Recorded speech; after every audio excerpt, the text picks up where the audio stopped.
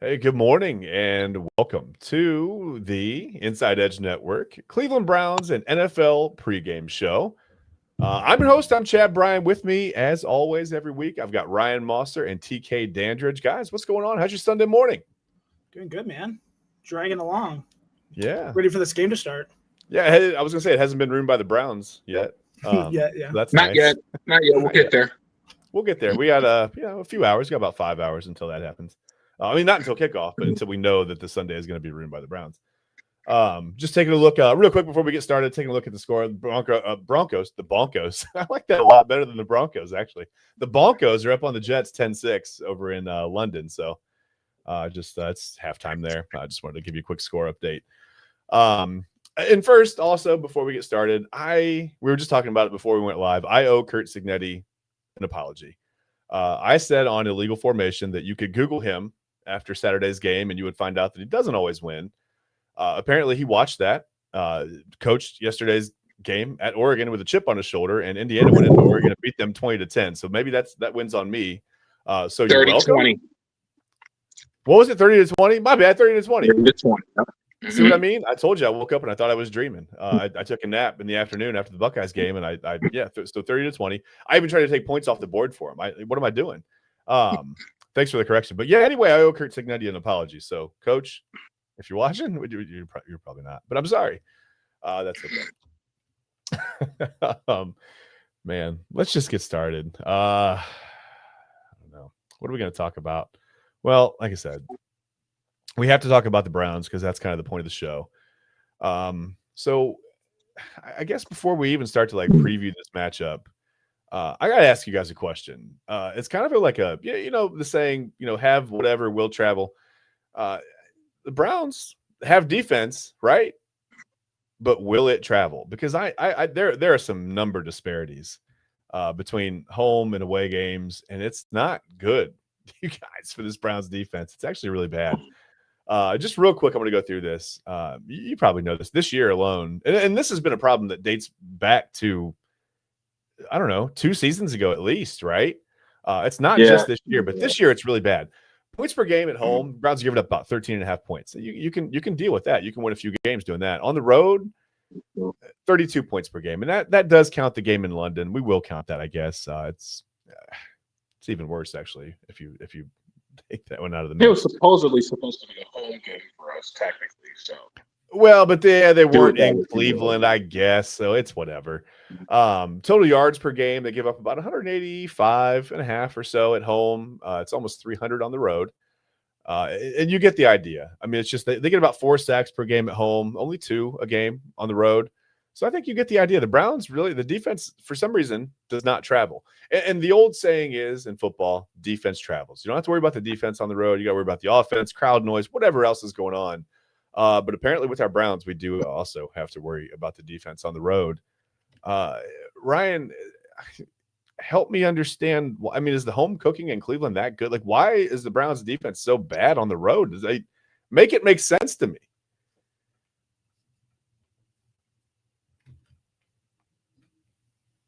Oh.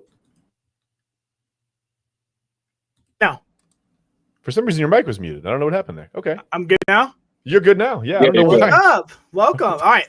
Hey. Yeah, I don't necessarily think that it's 100% the defense's fault. I mean, it's really, especially in London, in a way, when you don't have the ralliness of the team and the fans around you, it's hostile territory. It's hard. Yeah. It's much easier to get pumped up when you're at home, when your fans are cheering you on, compared to egging you on to make a mistake. I don't necessarily 100% think it's this defense's fault. I do blame a lot on coaching too. And unfortunately for the team, they can't play for the offense too. So as good as they are throughout the whole game, it's hard for them to, continue to be that good for 4 quarters. That's not logical. How well will it travel? I mean, the defense will for sure have to give them opportunities to win the game, like I said last week, against a subpar Steelers team that leads this division. That's insane to me, first of all. This division sucks. We should be at the top. We should be at the top. It's stupid. I've said it. Yeah, I've said it all year, but this defense can't do it alone. They have to get help from the offense. The defense will have to stop DK Metcalf and the run game. They're going to have to create a turnover or two and give the offense great field position like Grant Delpit did to steal the game for the Packers. This game is very winnable, but again, it's on the defense, and unfortunately for the defense, they cannot do this for 4 quarters straight. So. Yeah, I mean, when you say it's on the defense, that the defense still relies on the offense to hold on to the football and Right. get them a rest. I mean, you have to be able to breathe between possessions. It can't be 3 and out, 3 and out, 3 and out. TK, I mean, I think Ryan summed it up pretty well. I think it's not really on the defense; it's kind of on the offense. I mean, it's their responsibility to, like I said, give the defense a break a little bit, move the ball, gain some yards, preferably, maybe even, and I don't want to get crazy here. Maybe even score some points. Right. I don't know. I mean, maybe that's the thing the offense can do. Maybe the defense is going to have to start doing that now that we look at it. But I don't know. I mean, TK, do you think there's anything to the defense playing so differently on the road? Or, I mean, is it just like Brian said, it's just kind of on the offense's inability to hold on to the football? I honestly do believe that this defense enjoys playing in front of the rabid fan base of Huntington Field, a.k.a. Cleveland Brown Stadium. I do think they relish that a lot. Do not know what the disconnect is when we do travel. I have no clue what that is. I do understand that this offense is hogwash and they need to step up immediately in whichever way that they possibly can. But as far as the defense, worldly defenses should be able to travel. They should be able to make for a majority of their offenses and or special teams deficiencies. You think of the 85 Bears, the 2000 Ravens, even the 2006 Bears to an extent. With this defense, I do think it gets a bit shaky outside of the front seven, even within the front seven. Granted that guys like Devin Bush are having career years for us, still not necessarily, the top tier type of playmaker that you would expect out of. Granted, he's having a great year, not necessarily an elite guy that you would look for. And then you have guys like Rayshon Jenkins, Miles Harden, and Roddy Hickman, who are starters on this defense. Not necessarily bad or fringe players, but not necessarily the elite type of playmakers that you would look for on a worldly defense. So you're going to have leaks here and there. Obviously, you think that defensive line is possibly the best rotation in the NFL, along with the Philadelphia Eagles. But you think this defense still has weak links? Not many, especially when you have rookies like Mason Graham and Carson Schwarzenegger coming in and playing like borderline all pros, basically off the rip. So, I think, if we can keep things tight in that secondary, the big trade with Greg Newsome and getting Tyson Campbell from the Jaguars, their former number 1 corner, to go play opposite of Denzel Ward, I think that should help. And if we just keep things tight, obviously you got to win with 4 today. Get to Aaron Rodgers as much as you possibly can. Shut down that run game. Think we should be fine. But like I said, that offense needs to take a step forward and quickly. Yeah, agreed. Man, you mentioned that Bears, the 85 Bears team, that 46 defense was something else. I was young, but I still remember how good that team was. I probably too young to really remember them in the Super Bowl that year. But I remember watching kind of the remnants of that defense, the years after. It's just Mike Singletary, Richard Dent, Dave Duerson. I mean, some of those guys, that defense those teams were amazing. I was not born. No, yeah, I'm old. It happens. I'm very old. So that's fun. I'm experienced. I'm like a fine wine. Yeah. Seasoned. Yeah. I'm grizzled even. I don't know. Sure. I'm not Joe Flacco out here. Right? I'm glad you mentioned the offense, though. I'm glad you mentioned scoring points in the offense, because today is a thing. Listen, the Browns have finally made it to 20 plus. Not points, though. Not points. They've lost 20 regular season games in a row to Pittsburgh. Jeez, man. It's bad. It's unbelievable. I can't. It's hilarious. Yeah, and not to Pittsburgh. It's embarrassing. Pittsburgh. It's embarrassing. They cannot win in Pittsburgh. The last win in Pittsburgh was 2003. Tim Couch was the starting quarterback. Yeah.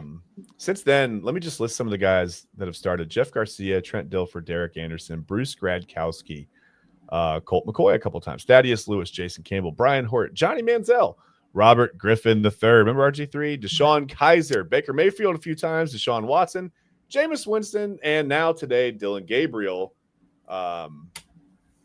It's just 20 straight losses in Pittsburgh is unbelievable. It's what can you do but laugh? It's unacceptable. It's all the words that you can think of that don't mean good things. God, I mean, I hope they can break that today. I don't even we'll talk about the keys to victory later. We'll get to that. But I mean, you've got to go out. I mean, you've got to be motivated, right? Like at some point, this team has to come out on the road with a chip on their shoulder and not care about, the away crowd getting on them or whatever it is. I mean, at some point you kind of have to you got to be LeBron in Miami and embrace the villain role, right? You have to come out and really just feed off that negative energy and let that move you or let that motivate whatever. I mean, can we please see this team do this? Team just comes out. They look so bland. They look so boring. And I think sometimes it's an extension of their head coach. I mean, Kevin Stefanski is very bland, very boring. What's that? Incompetent. Yeah, incompetent. That works too. Gosh, very man. monotone, like a robot almost. Yeah. We talked about how he's kind of you and I, TK, we talked about it yesterday, how he's kind of starting to enjoy trolling a little bit during his press conferences. Can you please troll a little bit when you're coaching? Can you open up this team's personality? Unbox that, let them use it. I don't even know what this team's personality is, to be honest with you. They're so up and down. They're so all over the place. They're all over the board. They look like completely different teams. I don't know. I don't get it. So, yeah, 20 straight losses in Pittsburgh is unacceptable.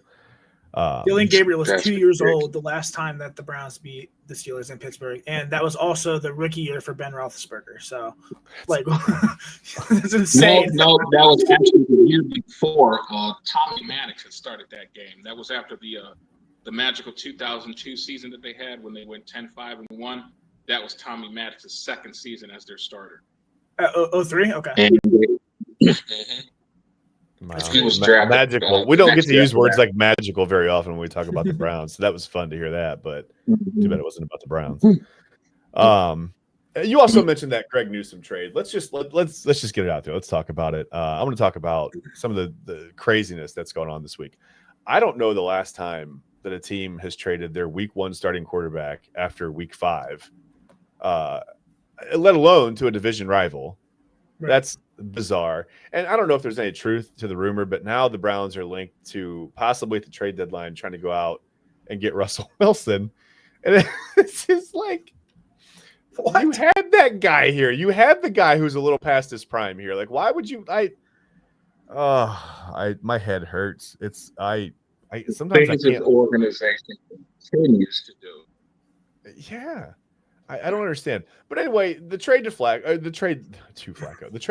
to the Cincinnati Bengals. I guess it makes sense. I mean, what are you going to do with the 40-year-old Joe Flacco as your backup? I understand you want to just kind of move on.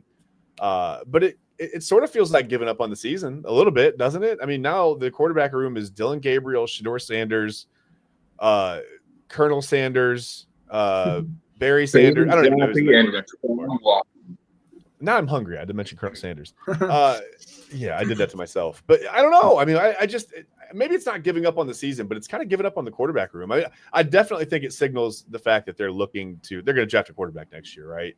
Well, it just makes zero sense too. I mean, the entire preseason was giving, Kenny Pickett and Joe Flacco all the reps, and then they sit Flacco out, Gabriel get in there, but then these rookie, there's rumors that Shedeur was throwing to ball boys and stuff like that, for practices. It's insane. And then, to trade Pickett before the season starts, Joe Flacco, I mean, it makes sense that these rookies, like I've been saying, they need to play. They have to play. They have to figure out what if we have a future in one of these guys. But, like you said, it's written in the sky.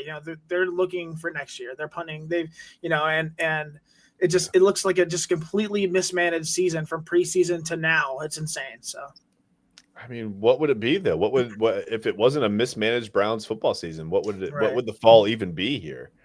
TK, does it feel like a punt to you? I mean, Ryan mentioned the word punt. Does it feel like they're kind of just moving on to next year after 5 games already? I can't help but to feel that way. Granted, you have a majority of the guys that you expected to be on this roster, except to make some type of I don't want to say necessarily playoff push, but you obviously didn't want to be one of the worst teams in the league. At least I would think that was the idea, to not be in that bottom 5 area once again after a 3-14 season. But at the same time, it can result into something good. You have 2 rookie quarterbacks that you need to play and to play as much as possible. I thought the Bailey Zappi trolling was pretty hilarious. Obviously, no one in the city wants to see Deshaun Watson. We really don't care that he's due $36 million. We have already put that in the past that you guys have literally burned $230 million, and you are the worst ran organization in all of damn professional sports. So we can turn the page on that. With this being said, I just want y'all to know I don't care who the quarterback is. I do not. I want to win. I want to win games. Drafting a quarterback next year is not going to do anything for you, whether it is Fernando Mendoza, whether it's Dante Moore, or if you decide to take a swing at Drew Allard. It's not going to matter. You need to fix the rest of that team. I want some offensive line help in here for next year. You saw that Wyatt Teller and Joel Bitonio are both potential trade candidates. Trading Joel Bitonio, I think, would be asinine on this organization's part, along with all the other stupid crap that they've done. Do not do it. This is his final year. He's already stated that. And the fact that he has wasted his time and has put himself away from his wife and kids yet again to murk around in the goofy horse crap that is the Cleveland Browns organization. Don't you dare flip him. You let him play this out. You let him tell you when the wheels come off, since you guys don't know when to take them off any other time. Does this organization have wheels, TK? I mean, one may have fallen off around 2005, and they still haven't found the hubcap to the damn thing yet. But we're trying to get it fixed. We'll see what happens. I'm been shocked about to hear 20 damn years, but keep hope alive, right? I'm shocked to hear they ever had wheels. So Greg Newsome is also gone. He's traded Jacksonville, who's inexplicably 4-1 with our other first round pick. Yay! They'll probably go whatever 14-3 now. That's fine. Everything's fine. Maybe that's why the Browns are bottoming out. They know Jacksonville's not reliable, right? So you can't count on them to lose games. So we'll do it. We'll take care of it. We'll take one for the team. I thought it was funny. They asked him how he felt. Listen, and first of all, I thought the trade made sense, both financially and on the field. I don't think it's a bad trade at all. I found comedy a little bit in the two players, quotes afterwards. They asked Newsome how he felt. He said, "It feels amazing." And they asked Tyson Campbell how he felt about being traded to the Browns. He said it was an emotional roller coaster, which I think is a really political way to say bleep. Right? Like that's pretty much it. Right. It just a word I can't say on the show is I think what Tyson Campbell's head is wrapping itself around right now. But as far as on the field, I mean, TK, I mean, I don't know. I mean, I think it makes sense, right? Financially on the field. I thought this was actually a pretty good trade after it wasn't that I was shocked. I was just surprised at first. And I kind of started looking at it and went, okay, I mean, I get it. You got to have something stable, right? So that kind of makes sense. Didn't it to you?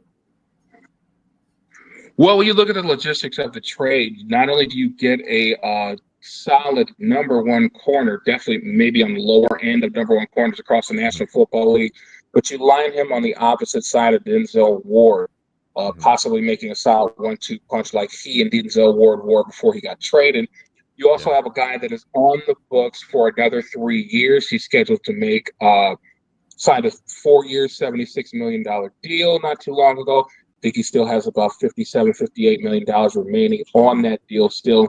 So you don't have to worry about signing your number 2 cornerback. He's already stable there. He'll be there for the following 3 years if you'd like him there. And things should work that way. It was a decent trade, I would say, yes. Yeah. Ryan, if he doesn't work out, if somehow he just doesn't fit in with this defense, I mean, I think it's not very hard to move on from him either, and possibly flip him again. But yeah, I mean, what were your thoughts on this on the Newsome for Campbell trade? I absolutely loved it. I was not a fan of Greg Newsome. I thought he was very overrated. Yes, he was playing a little better this year, but I was so tired of the opposing quarterback overthrowing a receiver and homie just, air guitaring, acting like he did something. I'm tired of it. I mean, he was all bark and no bite, and I'm just glad he's gone. I mean, Tyson Campbell in his career, but granted, they both were drafted the same year. 297 tackles, 3 forced fumbles, 2 fumble recoveries, and 6 interceptions, compared to Greg Newsome's 178 tackles, 1 sack, 3 interceptions, which one was a pick 6. 119 more career tackles than the same amount of time for Tyson Campbell, and double the amount of interceptions. Like, it's a no-brainer. I mean, I get, Newsome was playing nickel, obviously, it's a little different, but this dude is a big body cornerback. I mean, he earned his second contract. Yes, he might have had a down year this year, but with a regime change and everything like that, maybe he just wasn't the guy. I'm gonna bet on this guy. Big body. Martin Emerson's coming back next year, another big body hard hitter. Yeah. This defense is going to be really good, and like you said, we have a controllable guy until 2028. That's really, really beneficial compared to, I think that Greg Newsome really wasn't. I don't think he was going to sign an extension here, and if he was going to entertain that, I don't know if we could have afforded it. I'm not going to get into the cap or anything like that, but now we have a relatively cheap corner compared to the market that is put up 119 more tackles than Greg Newsome the same amount of time is nothing to scoff about. This guy's good, and he's going to be good on this defense, especially as a number 2 corner where he doesn't have to guard the number 1 receiver every time. It's a home run. Yeah. Like I said, I was not shocked. Shocked is the wrong word to use because, first of all, you're never shocked by anything the Browns do. But I was just surprised to see him go a little bit. I don't necessarily have the disdain for Greg Newsome that you do. But I understand. I get it. I mean, I know. I mean, celebrating when you haven't even made a play is wild. I think that's a thing. We see that with a lot of defensive backs. I mean, I think you see a ball thrown out of bounds and you got 4 defensive backs on the field, like all doing some kind of dance or whatever, and that's fine. I'm glad they're happy. Like, that's great. But yeah, it is a little wild to celebrate something that you had no part in. I will give you that.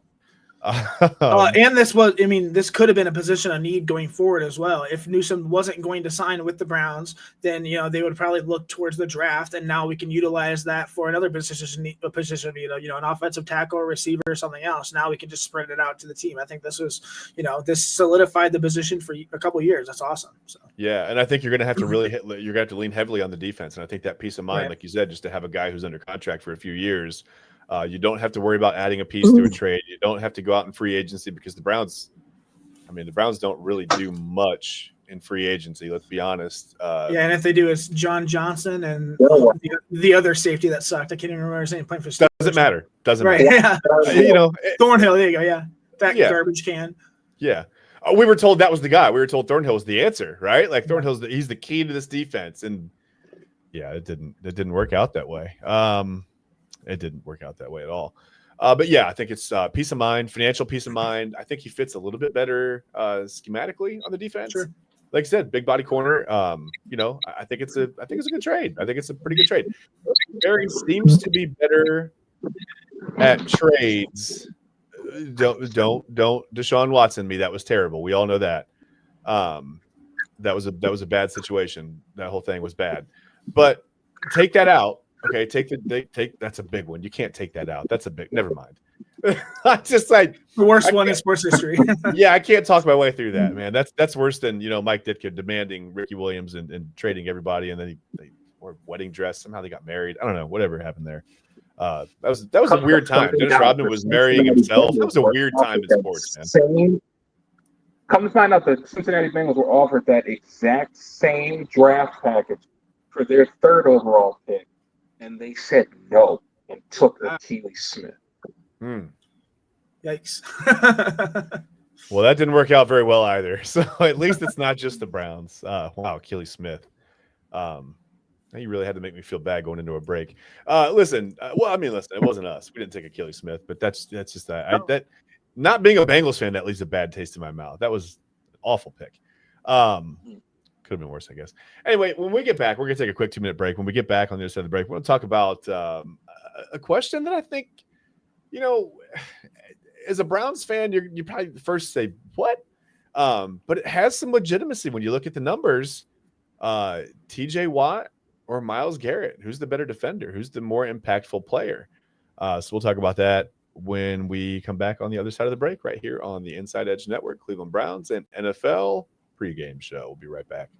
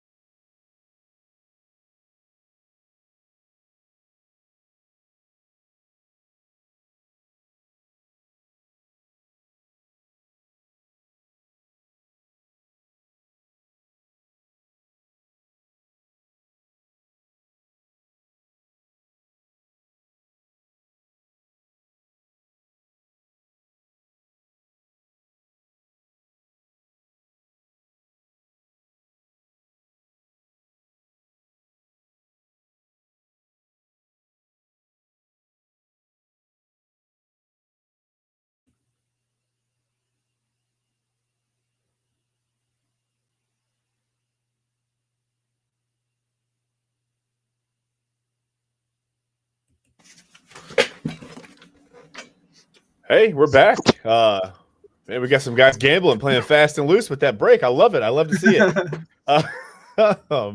We take some risks around here. Hey, we're back. Like I said, we're back here on the Inside Edge Network, Cleveland Browns NFL pregame show.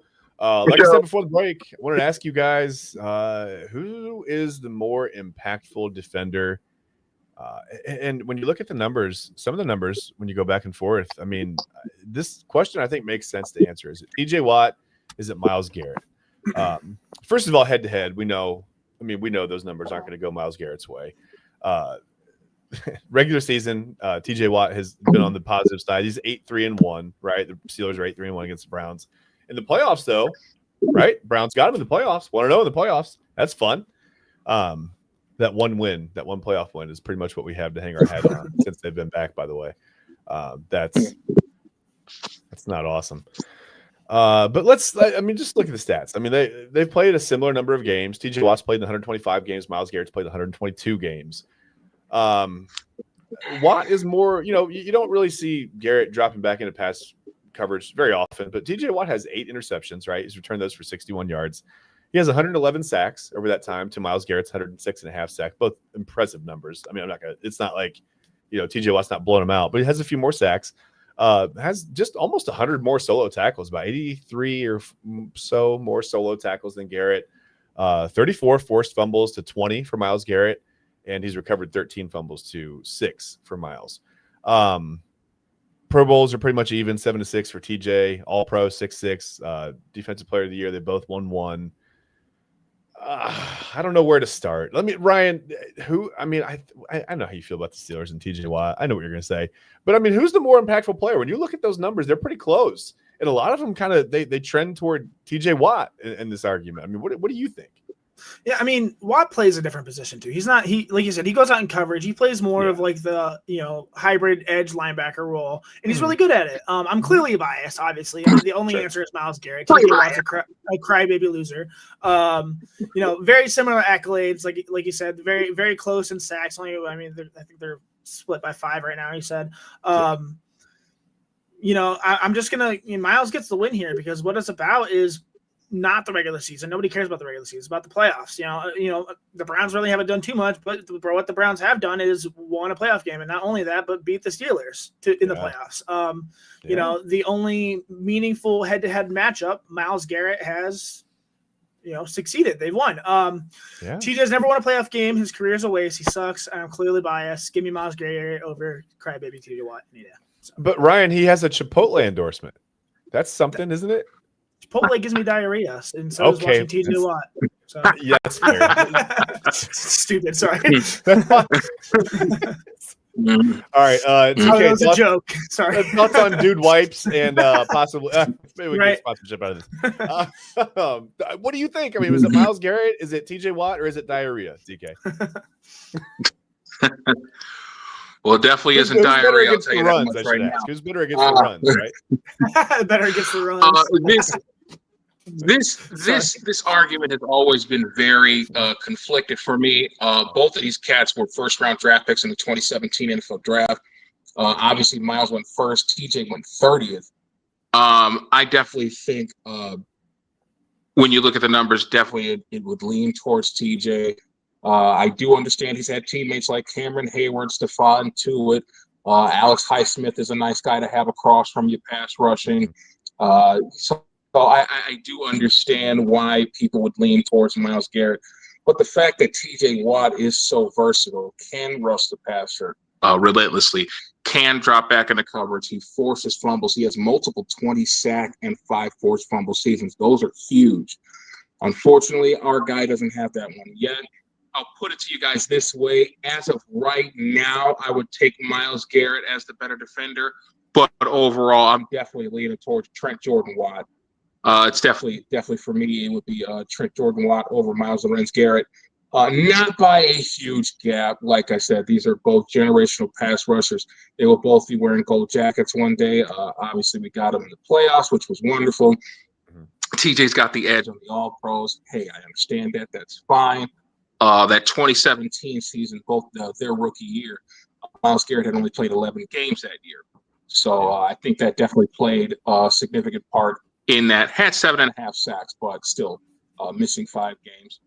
So if you were to ask me right now who would I take, it'd be Myles Garrett very slightly. Overall, though, over the time that it's passed. That's fair. I mean, neither one of them have a championship when you look at it. Like you said, not a playoff win for Watt. And by the way, are they in trouble, TK? They got the full names, man, middle names and all. Are they okay? Did they do something wrong? Who's a better paleontologist, Myles Garrett, TJ Watt? Gotta be Myles Garrett, right?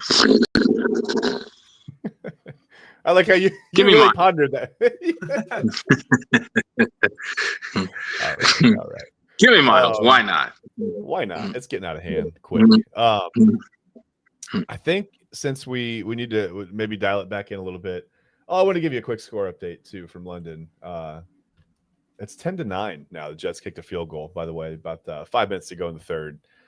So that game, it's like watching the Browns. It's watching a dentist pull teeth. Big shout out to Nick Folk. That was probably one of the best moves the Jets made all off season, was bringing back Nick Folk. I was surprised that the Titans actually let go of him.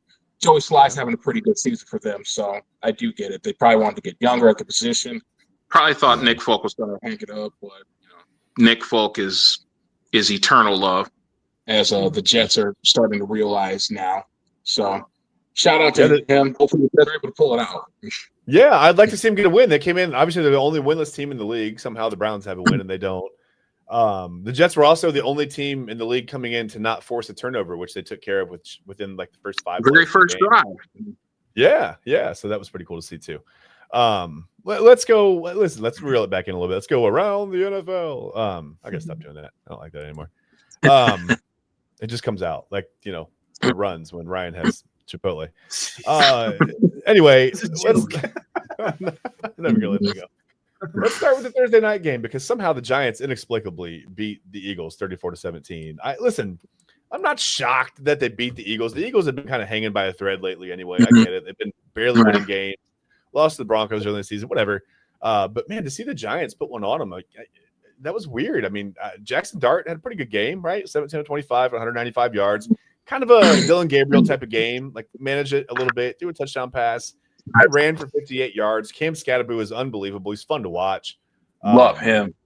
Really fun to watch, right? Like we haven't seen a guy like that run like that since like Mike Allstott. It's like I don't know, somebody else. Peyton Hillis. Yeah, Peyton Hillis was kind of fun. You got to think though, now, Cam is more athletic than both of those guys. Yeah. I've been watching Cam Scatterboo highlights, man, and like he's had some fun runs all the way from high school until now. Like he's just that guy. Like he loves contact. He loves seeking it out. Man, can the Giants get good here all of a sudden? Are the Giants going to be good? I think so. I mean, Cam I really like Cam. I liked him coming out of last year. His efficiency numbers were up there with like CMC in terms of like college. It's insane. He's this little stocky white guy, but he is a bulldog. And I mentioned this in my podcast this week. I saw that he and Jackson Dart are really, really close, really good friends. So much where like they do like the turtle like dude from Nemo and do like the headbutt. They like Scatterboo anytime he sees him, he demands a headbutt from Jackson Dart. So I mean the chemistry there is just going to continue as Dart gets more comfortable. And Scatterboo is reliable as long as he stays healthy. He's going to be really, really good in the NFL. It's unfortunate that MetLife took another victim with Malik Neighbors. I mean, Dart with Neighbors could have been something special this year, but I mean, their offense still looks pretty good. Wandale Robinson, Theo Johnson. I think they could be pretty legit. The defense looks pretty good too. So, yeah. Neighbors going down was tough. I love that Scatterboo. I love that he demands a headbutt. It's like listen, if I'm going down with CTE, you're coming with me, right? Right. Like, we're together. We're doing this together. TK, I mean, do you think? I mean, are these two guys that can kind of like help start to turn around the franchise? Because the Giants have been sort of they've been kind of locked in this eternal struggle, not as badly as the Browns. They've had some good teams, but they lately have been like I don't know. They feel like a team that's really struggled. Can they kind of turn this around or no? I definitely think a Giants turnaround led by the creatine Caucasians, Jackson Dart and Cameron Scatterboo, is definitely on the horizon. I definitely think the energy that both of these young men are able to provide this football team is extremely vital, and especially after losing a talent like Malik Neighbors to a season-ending ACL tear, you need guys to bring in a little bit of inspiration, a little bit of juice, a little bit of pizzazz, and both of these young men are very capable of doing that. Granted, they don't turn the ball over as many times as they did against the New Orleans Saints, and they made sure not to turn it over against the Philadelphia Eagles. They look outstanding. Like you alluded to earlier, they were able to get the football to Theo Johnson in the pass game early. Wandale Robinson looked very well. They have been sending him deep more than I have ever seen them send him deep during his time in a Giants uniform. It is crazy. They're finally sending this young man deep, and it is paying off. Jalen Hyatt got some action Thursday night. He's going to be a big piece going forward. But, yeah, I definitely think these two young men are going to spearhead a big-time Giants turnaround. I sensed a bit of excitement, a little bit of a refreshment within the Giants organization during the preseason. I get it's preseason. You should take everything with a grain of salt. I understand that. But it's just like when you see these young men go out there and they make plays as they're learning the game on the fly, you see how happy their teammates are. You see how thrilled the coaches are. Yeah. Brian Daboll kind of looked like we know him. Rose on the Titanic before she let him drown. But yeah, it was just a newfound energy. It was like the stadium smelled like rosemary and mint from all the stank that was the inefficient football that the Giants were playing recently. So yeah, I definitely think these two young men are going to be the spearhead, along with Abdul Carter on that defensive line as well, with that wide 9 set of edge rushers that they have. Brian Burns, they still have Kayvon Thibodeau. So yeah, I definitely think the Giants turnaround is on the horizon and very soon. Do you think all the actually you were talking about the deep routes, more deep routes lately? Do you think that's a sign of trusting the quarterback more, the offensive line more, just the system? What do you think that's about? They just finally look at some film and go, "Hey, he's fast. Make him run." You know what I mean? Like, go. I honestly think it's a players thing. You could scheme up everything as much as you want. You know, there are multiple ways to win, as we all know. But I definitely think this comes down to players. You have a guy like Jackson Dart, who is a very cerebral learner. You get lost in all the swag and all the drip that he has. This guy's very intelligent. He is a student of the game. He processes very well. He is a mover. A lot of people like to call him a one-read quarterback, and while I did see a bunch of that in the Thursday night game, this is a kid that can go through the progressions. He's just really happy and anxious to use those feet. But again, I think he will find some type of balance with that as he goes along in his career. Okay. I don't know. It kind of feels like, I don't know. I grew up when the Giants were going to the Super Bowl, winning Super Bowls, whatever. Bill Parcells, those days. It kind of, again, I'm older. It sort of feels like, I actually watched Lawrence Taylor and Joe Morris and Phil Simms and those guys play. Phil McConkey, Mark Bavaro. I mean, geez. Art Starr. Anyway. Yeah. Hey, whoa, easy. Yeah, take it easy, Ryan. But yeah, I don't know. It kind of feels like one of those things. Like the Giants are one of those teams. To me, they're like one of the blue bloods of the NFL. It feels good. It feels right when they're good. It feels good when they're right. No, it feels right when they're good. Let's go around the NFL. This is getting weird. I want to start with a matchup that let's just start with the Jacksonville Jaguars, because this is kind of the most intriguing matchup of the week to me. They're a 1.5 point underdog at home to Seattle. We really want to see the Jacksonville Jaguars start losing, but I'm not gonna lie to you. You said it on Legal Form. It's kind of starting to get fun to watch. Like they're finding ways to win. They're it reminded me of like when the Chiefs started. Remember when the Chiefs started winning and you were like, how does this team keep doing that? Like I feel like when I watch the Jaguars win, I'm like, how did they pull that off? Ryan, give me a pick for Seahawks Jaguars in this one. Yeah. Seahawks have a really, really good rushing defense, third best in the NFL, only allowing 83 rushing yards per game and 2 touchdowns this season, compared to the Jaguars' 5th rushing offense, averaging 137 rushing yards per game and 6 touchdowns. So it's going to be ETN against the Seahawks defense. I think that'll be the big matchup there. I really like the Seahawks team. I really do. I mean, they're 9th best total offense, even with Sam Darnold. Jackson Smith and Jigba looks, electric. 34 catches, 534 yards. He's a 4th ranked receiver right now. Kenneth Walker and Charbonnet, decent mixes between the guys. Decent running game. You'd wish that one would just take the role, but between the two of them, serviceable.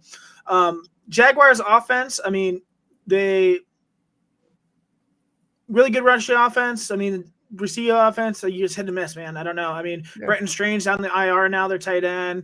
BTJ, is he good? We don't know. He was great last year. He's just been okay this year so far. And Travis Hunter is making great. Made a couple great plays last week, but still isn't a dominant receiver. I'm gonna take the Seahawks here. I think the Jaguars are fake. I hate them, and they need to lose because we have their first round pick. 24-1 will be a close game, but give me the Seahawks. Okay, fair enough. TK, what do you think? Jags, your new favorite team? They didn't replace the Panthers, did they? Yeah. As far as the Seahawks-Jaguars game, I definitely think this is going to be one of those something-in-the-air type games. They are going to be at Everbank Stadium today. Duval was absolutely on fire Monday night for that Kansas City matchup, and they ended up pulling it out in the end. I definitely think Jacksonville is absolutely rolling right now with new head coach Liam Cohen. Everything looks fluid. Everything looks well put together. Everything feels timely.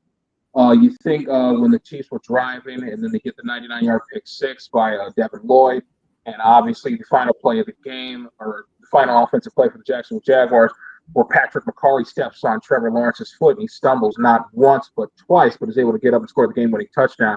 I definitely think Jacksonville is going to prevail in the end. I definitely sense that stadium's going to be rocking. These guys are juiced up. They are motivated. They get a guy in Greg Newsome that is going to help that secondary a ton, I believe. Granted, Ryan doesn't think so. I definitely think they got a lot of things going for them right now. Trevor Lawrence may not be playing the best football of his career, but he is playing consistent. He's making timely plays. He's not costing his team. Travis Etienne seems to be refreshed and rejuvenated, back on track. Granted, losing a guy like Britton Strange hurts. BTJ is starting to shake off some of the early season rust, I think. Travis Hunter is making plays on side of the football, you give that young man some time. He's learning an entire NFL offense and defense simultaneously. There will be no Travis Hunter slander on this channel. I promise you that. So we will take the Jacksonville Jaguars to win in a close one today. Give me 24-21 over the Seahawks. That's funny. That's 24-21 Seahawks. That's funny. Okay. Gonna be close. Like it. Yeah, I mean, it's going to be a close game, right? I mean, obviously, you look at the line, look at the over-under. You guys are pretty much right on par with where both of those things are at. Yeah, I don't know. I think I want Jacksonville to lose, but I don't know. I mean, give me Duval in this one. I think. Let's go back up to the top. I don't know. I mean, Arizona at Indianapolis. Okay, the Colts are an 8.5-point favorite at home. Makes sense, right? They're playing really well. I keep waiting. Again, Arizona is one of those teams. I keep waiting for them to put it all together, but they keep coming up short. Kyler Murray. I don't know why Marvin Harrison Jr. isn't playing well. Maybe it's because the quarterback's not getting them the ball. I don't know. I kind of feel like part of me wants to say he hasn't really been quite right since that hit he took against Georgia. It's almost like he's got the alligator arms a little bit, right? He's like he doesn't get like extension. I don't know. I'm not really sure if that's it or not. But TK, give me a pick, man. Cardinals, Colts. What do you think? I think the reason why Marvin Harrison Jr. isn't playing well right now is because we keep expecting his daddy from him, and more so than anything, probably the 2002 version of his daddy, and we're that anytime soon. He's not playing with Peyton Manning. He's got Kyler Murray with him. Not Kyler Murray is a bad quarterback, but he ain't Peyton Manning. You catch my drift. Now, as far as the game is concerned, this is the easy one for me. Give me the Colts at home. I do expect Marvin Harrison to make himself welcome scoring a touchdown in the Hoosier State, making people think of his father even more so they can complain more about how he ain't playing well.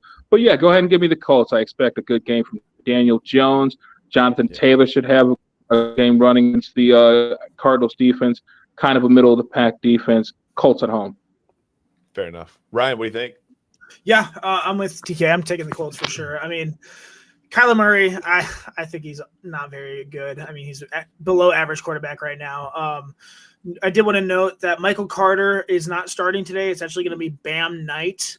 So take that for what it's will for the Cardinals running back. I mean, without Trey Benson, without James Conner, I mean, yikes. Now they're playing Bam night. I mean, I love Marvin Harrison Jr. I'm obviously biased again. I'm a big Buckeye fan, but I mean, 20 catches, 306 yards, 2 touchdowns. It's pretty serviceable. He is a number one receiver.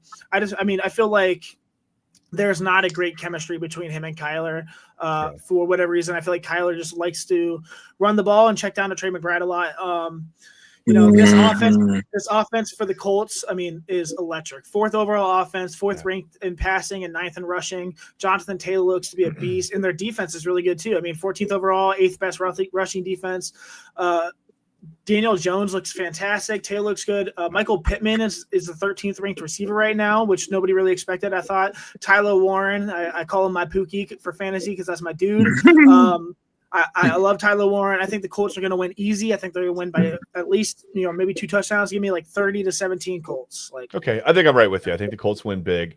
I did want to give you a quick score update from London. The Jets hit a 2-run home run at the bottom of the 3rd to take an 11-10 lead now over the Broncos. Whatever. It's a weird game, man. It's a weird game. We're having some fun. I do think I think the Colts win this game with the Cardinals.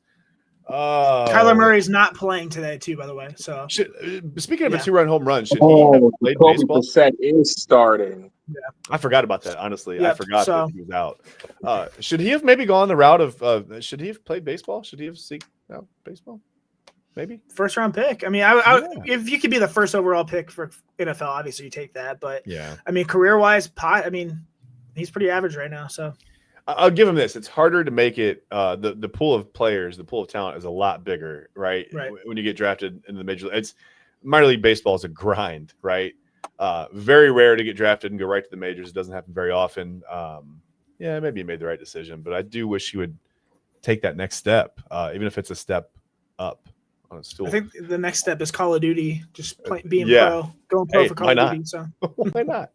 A bunch of athletes getting never mind. I forget who it was. Some of them before the Browns game, they said he was on online playing 2K at like 2 or 3 in the morning or whatever, and people were like, "So is the Browns? Who cares?"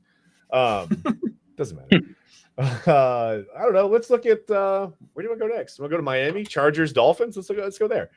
Chargers are a 3.5-point favorite on the road. Every time I pick the Chargers, they let me down in some way. Right. It's kind of weird. I don't know, Ryan. What do you think? Dolphins, Chargers. You got anything here? Yeah. I mean, I think the Dolphins aren't very good. I think that they're falling apart at this point. 28th best offense, 29th best defense. Tua's not looking really great. Devin Shane's looking okay. Tyreek Hill out for the season. Malik Washington, Jaden Waddle looked pretty good last week. Yeah. But this Chargers offense, I mean, I really like Justin Herbert. Yeah. Like you said, they let me down a little bit too. I'm picking them a lot, but their defense is really, really good. Seventh best overall. Hassan Haskins will be taking the start at running back today, so take that for what you will. And Quentin Johnson is also out. So that's going to be a big impact. Obviously, he's their leading receiver, 26 catches for 377 yards and 4 touchdowns. But they still have Keenan Allen. Ladd McConkey is no slouch, and he was very, very good last year as a rookie. So I don't think they'll really step down too much. I'm taking the Chargers here for sure. 35-17. I think it's a big win. So. Okay. All right. TK, what do you got? Dolphins are a mess. They're going to lean on Devon A. Chade and Jalen Waddle a lot early and often, I should say. Definitely think they're a mess overall. Dolphins go to 1-5, and Mike McDaniels is replaced. Oh, you think they fire the coach after that? Okay. Well, I'm going to miss his press conferences, although they don't hit the same when you're losing. Yeah, they more apathetic than anything. Yeah, yeah. It's not quite. Kind of feel bad for the yeah, I do feel he's got a great sense of humor. I just don't know, as far as being an NFL head coach. See, I've been looking at this game what's that? He's going to kill it as an OC though once he gets camped out of Miami. Absolutely, and he can start making those jokes on the headset instead of at the press and at the podium, which is kind of a shame because he's a funny guy. But listen, I think weirdly, I think the Dolphins kind of put it together today. I have the Dolphins in this one. I think I'm picking the Dolphins in an upset. They're at home. I think Tua plays a little better today. I got the Dolphins in an upset because I'm not picking the Chargers anymore because every time I pick them, they lose. That's the only reason. Let's go to another team I keep waiting for to just put it together. And I mean, listen, how many times are the Patriots running backs going to fumble until they start using Travion Henderson? My goodness, man. Anyway, Patriots at Saints. This is a couple teams that are a mess right now. The Patriots are favorites on the road. It's going to be in the Superdome, but the Patriots are favored by 3.5 points. TK, I don't know. I mean, do you care? I shouldn't say do you care. We care very much about this Patriots Saints game. It's the top. It's at the top of our list. Just give me your thoughts on this one. I definitely think this game will be a lot closer than what people think. The Saints are definitely fighting to show folks that they still have a pulse, even in the midst of a real rebuilding year. Yeah. I think Spencer Rattler is one of the least talked about feel-good stories. Kind of hard to feel good when you're 1-4, but at the same time, when you're in the midst of a rebuild, you're trying to find your new quarterback. Remember, they took Tyler Shuck in the second round with the 40th overall pick. For Spencer Rattler to beat him out and to be as efficient as he has been these past 5 weeks, definitely something to talk about. However, I think the New England Patriots are here. I definitely told a lot of people that the Patriots were going to be good this year. It was just going to take a while. I expected the loss to the Las Vegas Raiders during week 1. It's early. We're going to get some of these kinks out soon. We're able to beat the Dolphins, and of course the embarrassing loss to Pittsburgh with all the fumbles and such. But I definitely think the Patriots are here. I'm going to take the Patriots on the road. All right, Ryan, what do you think? Yeah, Saints just aren't really doing it for me. I mean, their offense is a mess. Yeah, I mean, like you said, Spencer Rattler is playing promising. I mean, 119 passes, almost 1,000 yards, 6 touchdowns, 1 interception. Good numbers. I mean, especially with only having Olave and maybe Juwan Johnson as your receivers catching the ball. That's not bad. But I really, really like Drake May a lot. I think Drake May is very, very good. He's right now the 7th ranked quarterback in the NFL. The Patriots, they're trying to figure out their identity. Their offense is just average. Their defense is just average. But in that being average, they do have the 7th ranked passing offense in the NFL and the 4th best rushing defense in the NFL. So just because, one's really good, the other one's bad, makes it average. I do think the Patriots will put it together here. I think they're going to win. I think they're going to win pretty, not handsomely, but maybe by 2 touchdowns, maybe 24-13 over the Saints. But I like the Patriots. So I think they're going to turn around and play a lot better this season. So. Yeah, I think both teams are kind of a mess right now. I think they're going different directions, though. I think the Saints, like you said, it's a rebuilding year. I think the Patriots, it's a building year. I think they're trending upward. I'm going to do it. I think they win. I think I agree they could win big on the road. I just don't know. I don't know. They just haven't quite put it together yet. It hasn't looked fluid yet. It hasn't really looked. Everything hasn't been congruent. I think maybe today that changes a little bit. I think they win this game. Let's go Cowboys and TK's long lost love, the Carolina Panthers. That's going to be on Fox. That's at Bank of America Stadium. Cowboys are a 2.5-point favorite. The Cowboys to me are like one of the most boring teams. I just like America's team, whatever. I've been sick of the Cowboys since the Troy Aikman days, right? And Jimmy John. I know those were exciting times for them, but like I am the opposite of a front runner, right? When people start jumping on the bandwagon, like I get off the road. Like I don't even want to be on the same road. The Cowboys are really they annoy me for some reason. Ryan, what do you think about the Cowboys-Panthers game today? Yeah, I mean, every time I pick the Panthers, they let me down as well. Yeah. I mean, Cowboys 2-1. They have a really good offense. I mean, first ranked total offense, third passing, eighth rushing. I mean, Javonte Williams. I mean, a lot of questions in that running back room was were they going to draft a running back? Were they going to go after Henderson or Amarian Hampton or Quinton Judkins? They didn't, and they went after Jaden Blue late. And people were wondering if that was a mistake. And I mean, apparently not. The running back room looks really good. Their defense, on the other hand, is the worst in the NFL right now, allowing 412 yards per game and 18 total touchdowns. Yep. I like this Panthers team. I do. I mean, Dowdle looked good last week as a backup running back. Chuba Hubbard is still very, very good. I love Tat McMillan. And Bryce Young is looking promising. I mean, he's about the Spencer Rattler area right now, a little more interceptions. If he stops fumbling the ball, he'd probably be a little better. But I don't know. I like George Pickens. I think George Pickens with Dak is a match made in heaven. I think they're playing really, really well. The tight end for the Cowboys is very, very efficient as well. I'm going to go 28-13 Cowboys over the Panthers, I think. Okay. TK? Y'all know who I'm rolling with. Come on now. Sweet Caroline. I definitely think the Panthers took a step up last week with the huge comeback win over the Miami Dolphins. Here's the one thing that they really need, though. No more of these extremely lethargic, slow starts. No more 17-0, 20-0, 27-3, getting the crap kicked out of you.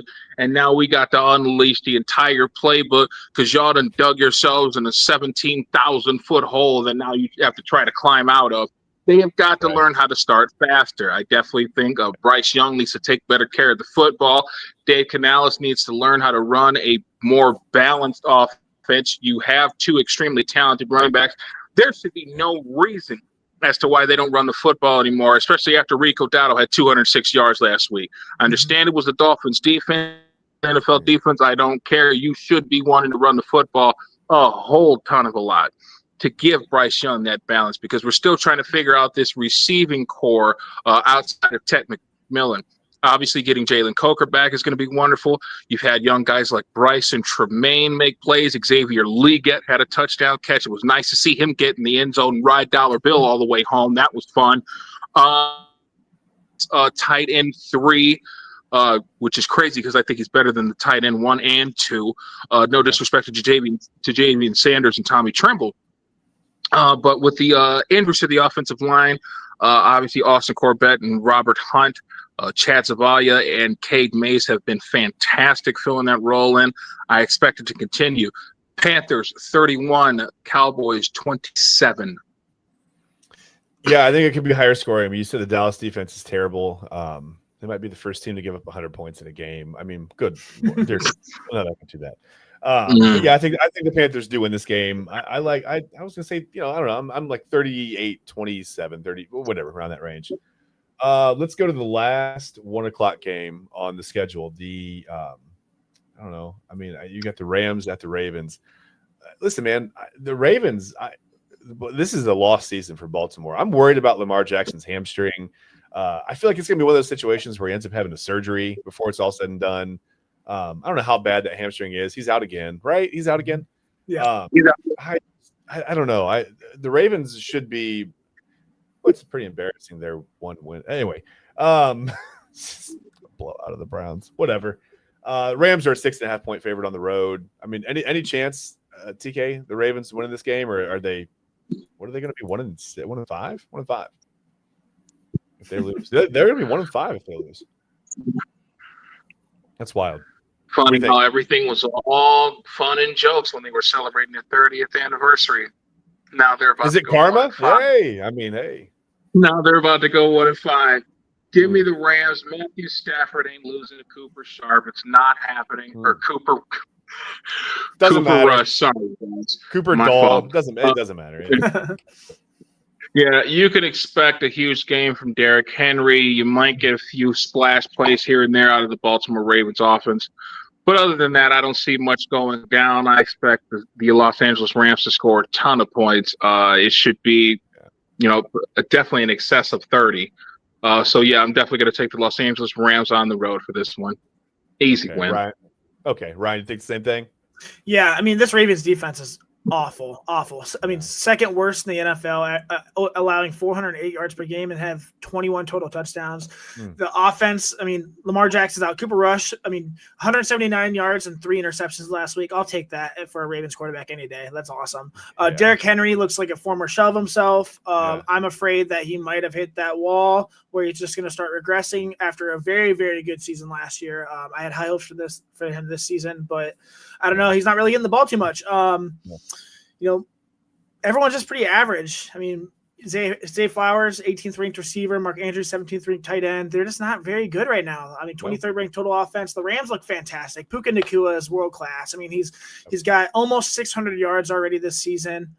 He's fantastic. Kyrie Williams looks really, really good. Even Devontae Adams looks good. I think this Rams team is going to destroy the Ravens. It's going to be so glorious to watch. 38-17 the Ravens are going to be 1-5. Fair enough. Yeah, the Ravens are going to drop to 1-5. I do expect Derrick Henry to get the ball a little more. Expect a lot of runs from him. He had Chipotle pregame. Yeah, I think Rams win big. I'm never going to let this go. I'm so sorry. Yeah, the Rams are going to win big. As much as I don't want to see Lamar Jackson hurt, but it is fun to watch the Ravens lose. So yeah, there's that. Let's go to a few 4:00 games. We got Titans at the Raiders. The Raiders keep getting favored. They're a 3.5-point favorite at home. I don't know, Ryan. What do you think about this game? This is a big old crap shoot. I don't know. Both teams suck. I mean, I had high hopes for the Titans. I thought Cam Ward was going to be really good. He's struggling as a rookie right now. Not looking too great. He's flash, but yeah, flash for sure. But he's also the 32nd ranked quarterback right now. So I mean, Calvin Ridley also, I thought he was really good. He's 45th ranked receiver. They really haven't had a lot of continuity on the team. And same thing with this Raiders offense. I mean, Ashton Genty's flash, but really, I mean, the offensive line is so bad. Geno Smith is not good at all. Both teams suck. I'm going to take the Titans, pull it off close, 17-10, but that's just a hunch. I don't know. So okay, because somebody has to score somewhere, right? Yeah. So TK, what do you think? This very easily could be the worst game that is played this week. The Tennessee Titans as a whole are just a mess and looking for some type of identity. Granted, it was refreshing that they were able to pull off that beyond lucky win out in Arizona last week. Once again, that pause was entirely too long. They should not have won that game. Any team that was any competent would have won that game, including us, I think. But don't get crazy. Come on, don't get crazy. For me, though, I'm going to go with the Raiders. I think this is the last chance for Pete Carroll and Geno Smith to get it right. Definitely thought it was going to be more of a fruitful reunion than what it has been so far. Geno Smith already has 9 interceptions. He's going back to New York Jet Geno Smith. I don't think we want that. We wanted Seattle Geno Smith for sure. And so far, we're not getting that. And I think this may be the game that they both need to be able to recapture some of that Emerald City magic. and bring it to the Sin City of Las Vegas. So let me get the Raiders. Hopefully they'll pull it out. I'm going to go Raiders 28, Titans 24. Brock Bowers is out today too, by the way, so for fantasy purposes. Yeah, I know. He said, "I Whole know." lot hey, of listen, last chance for Pete Carroll and Geno Smith to get it right. That's fine. I don't think they do it. A lot of Geno Smith's interceptions have been thrown on the run because he has no choice. I don't know. I'm looking at this game. You're right. It is kind of a crapshoot, but I think Tennessee wins this one. I just think the Raiders they're not good. They're not good at all. Yeah, I don't know. They're just not very good. I'm going to move on to the what could possibly be Joe Flacco's last game as a living human being. Sorry. He's going to play behind this Bengals offensive line. He's going to see Micah Parsons today in Green Bay. And let's stop a moment to say a quick prayer for his health and safety. I think he's got a rough game. I think he's going to get hit a lot. The Packers are a 13.5-point favorite, which is almost comical in the NFL. Saying that Cam Ward is the 32nd ranked quarterback in the league is saying something when Joe Flacco exists. Yeah, Flacco's 35th. So. Yeah. Okay. Well, There you go. Well, there it is. I hadn't seen that listing. Obviously, I hadn't seen that list. So, how long until Flacco's out of this game, and how much do the Packers win by, Ryan? I don't know. Flacco's in trouble. The Bengals offense is, 32nd ranked, even with Jamar Chase, even with T. Higgins. They just can't get the ball out. The offensive line is awful. Jake Browning had more interceptions than touchdowns, and so does Flacco. Flacco's on a very short week. It is, I don't know. It's going to be not fun. Flacco did beat the Packers this year, so there's a chance. The Packers beat the Packers this year. The Browns defense beat the Packers. Yeah, that's fair. That's fair. I think the Packers win big here, 35-21. I'm also predicting that Joe Flacco scores over 20 points in his first game with a very limited practice and chemistry, proving that it's all on Stefanski on why we can't score 20 points in a game. Wouldn't that be something? When you said 21, I was like, oh, wouldn't that be something? Yep. Man, TK, what do you think? The Bengals get to 20 points? What do you think? So optimistic this morning, but I definitely think the Bengals have a better chance with Joe Flacco in as a starting quarterback than Jake Browning. I don't know what the hell happened between 2023 and now for Jake Browning. 2023, Jake Browning looked like the perfect backup quarterback. Now, I just don't know where the disconnect is coming from.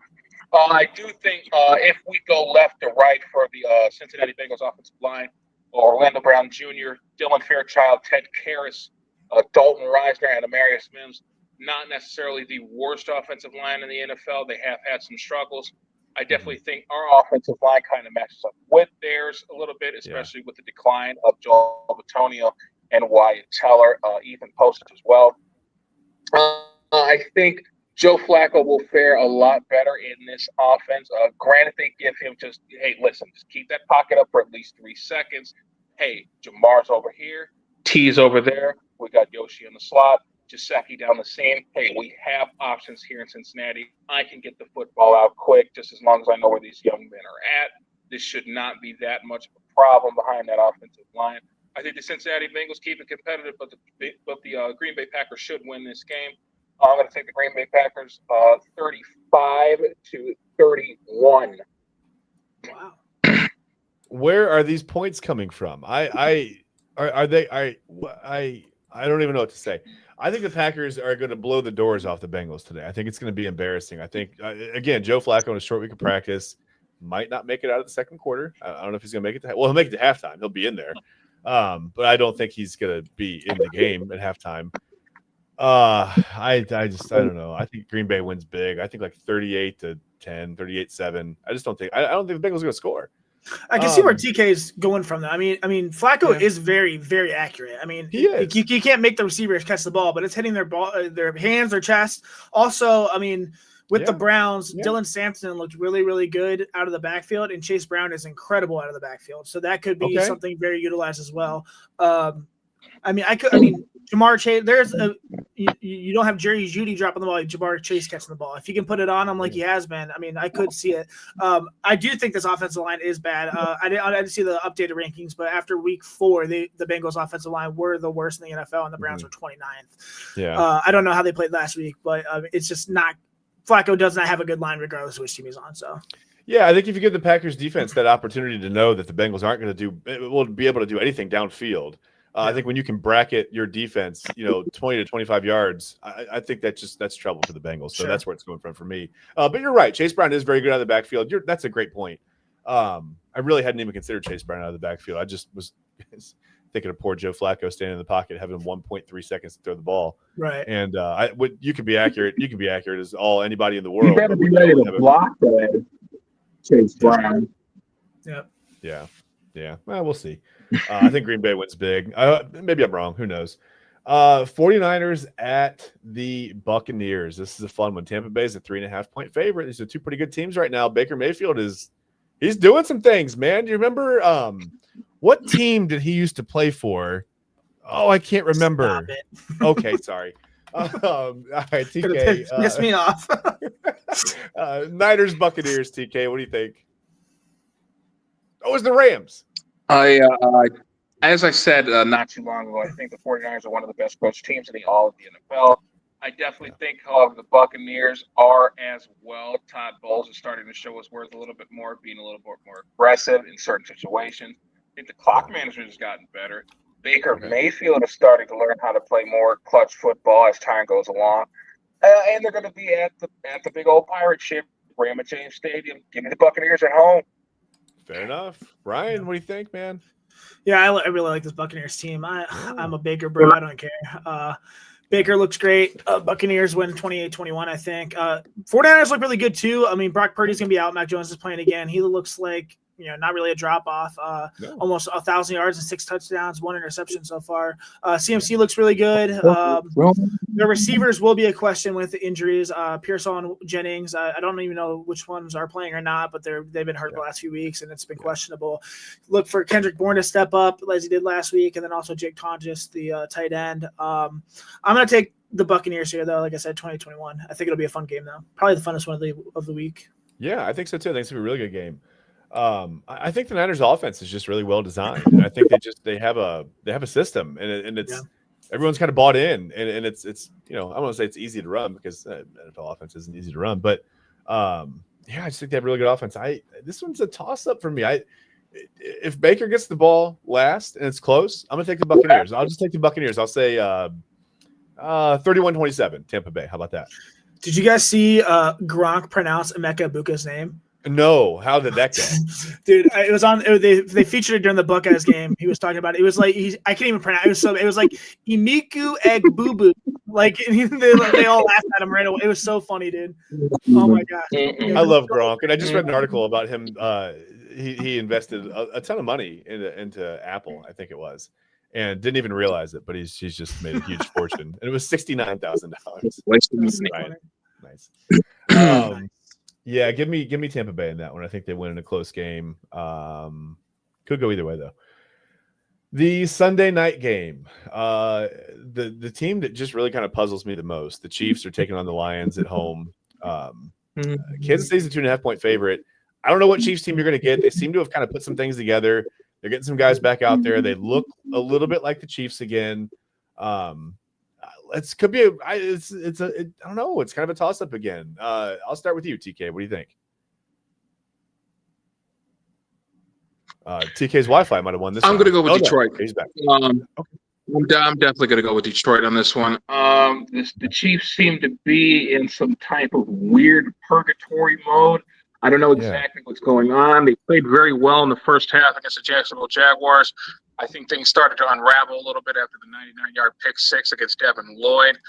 The win against the Ravens was pretty impressive, but at the same time, a lot of guys were already out. And, Lamar Jackson obviously taking himself out in the fourth quarter with 5 minutes left to go in the game.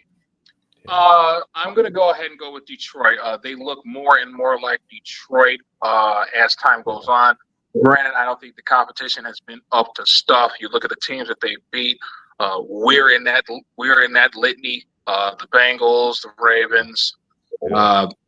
Bears. So, people may look at their 4-1 record and think, oh, they haven't really played anybody yet. But yeah, I definitely think this team is back to their original dominant selves, and I think they should put a beat down on the Chiefs tonight, taking the Lions. What a nice year to be an NFC team and get to run through the AFC North, right? When it's normally a pretty tough division, but this year it's not. Ryan, what do you think? Yeah, I'm with TK here. I have the Lions winning. I mean, their offense looks really, really good. Their defense looks really, really good. Their running attack, 2 monster running backs. Gibbs looks fantastic. Amon-Ra St. Brown is one of the best receivers in the NFL. What a steal in the 4th round in the draft. Like, I compared to the Chiefs, I mean, I do think the Chiefs will be better next week when Rashee Rice comes back. I think they truly need a true number 1 receiver, and that is Rashee Rice. So they are lacking the running game right now. I mean, Kareem Hunt looked okay last week, but it's nothing really special. I think the Lions are going to win the Super Bowl this year, and I think they're going to win this game 31-21. So, okay. I'm going to give you a quick score update too from London. The Broncos kicked the field goal. They're up 13-11. This really sounds like an old AL game back in the day, by the way. Right. This game a baseball strange, game. Man. It's just really weird. Yeah, it's really weird. There's about 5 minutes left before that one. Yeah, it's weird. This one's tough for me. I think the Lions. I think they're going to win. I think the Lions win this one at Kansas City.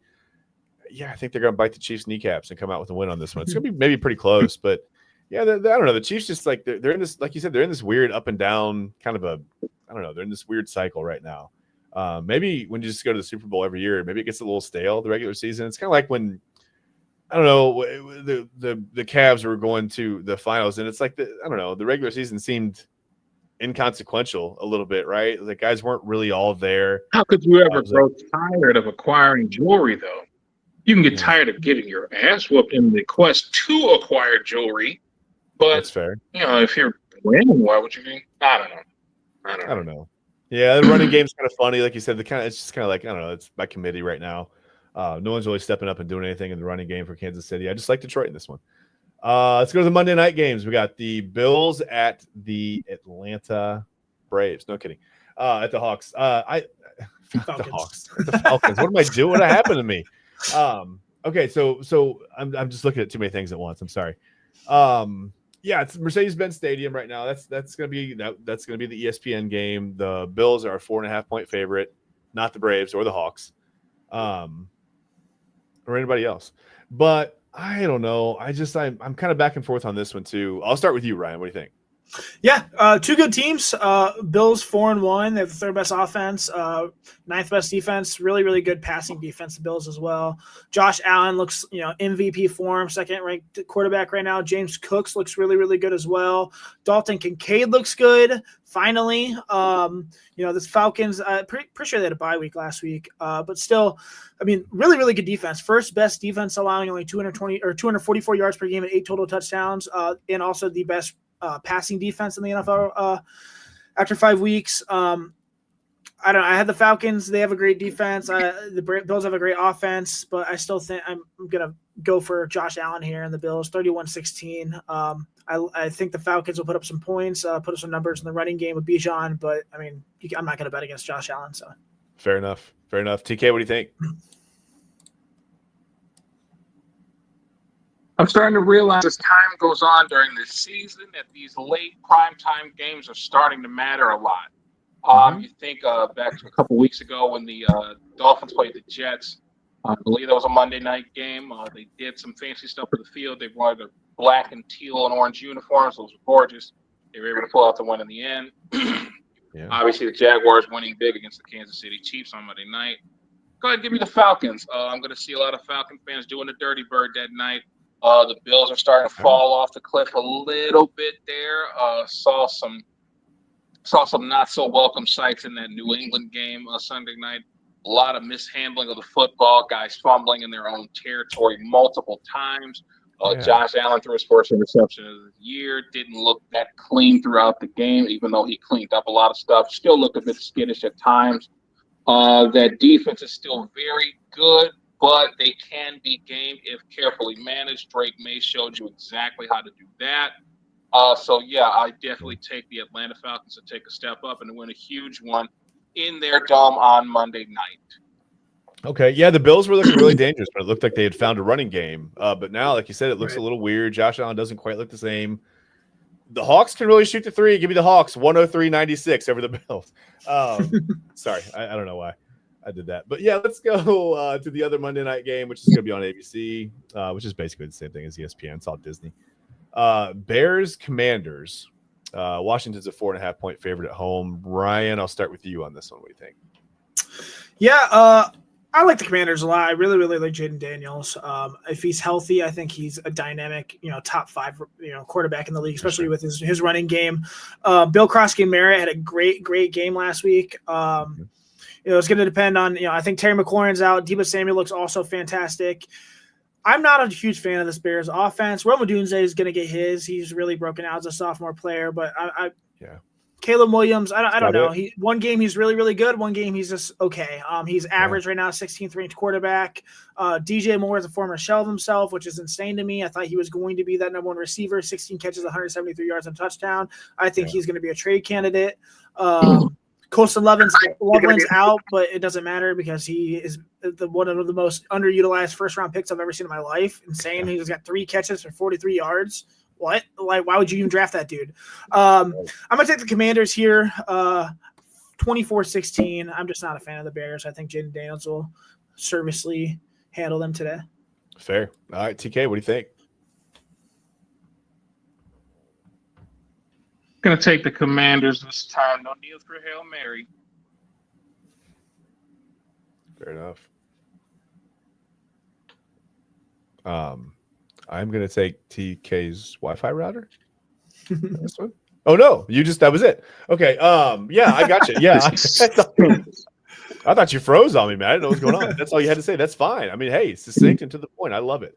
Yeah, I think, like you said, no, you're good. Caleb Williams, like you say, he's just kind of whatever, right? Like up, down, up, down, up, down. The downs seem to be more down than the ups are up. The Bears did everything right in the offseason, right? They went out and built the offensive line. They got weapons. They did things. They did everything they were supposed to do. But it just hasn't really quite come together yet. So I think I'll take the Commanders in this one as well. And that is around the NFL. We're going to take a quick 2-minute break. When we get back, we're going to quickly hustle through what we can expect from Dylan Gabriel, how warm Kevin Stefanski's seat may or may not be after they lose this game today in Pittsburgh, and then we'll get into keys to victory for both teams, and then we'll get out of here with the score prediction, and we'll let you get the kickoff. We'll let you, we'd like to let you check your fantasy lineup because during this break, go check your lineup. Yeah, definitely go take a look at it in case we run over. You never know. Some of us like to talk. It's not me. I would never do that. But yeah, we're going to take a quick 2-minute break right here on the Inside Edge Network, Cleveland Browns and NFL pregame show. Back in 2.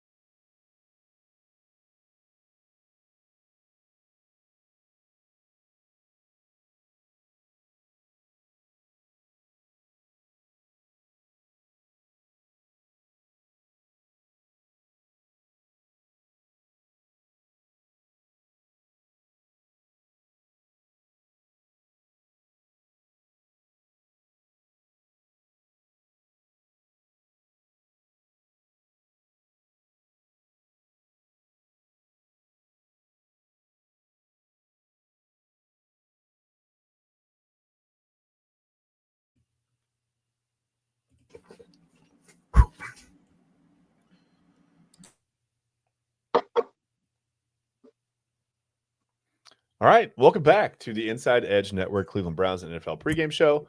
I went to check my fantasy lineup in the break, and I realized I don't have a fantasy team, so I don't have a lineup. So I've got very little to look at. But if you do have a fantasy lineup, we hope you had took that quick 2 minutes to take a look and make sure you've got guys in the right spots today. I did see online, just real quick, taking a look. I saw a lot of Michigan fans coping after a loss to USC yesterday, so that makes me smile a bit. I'd like to see that.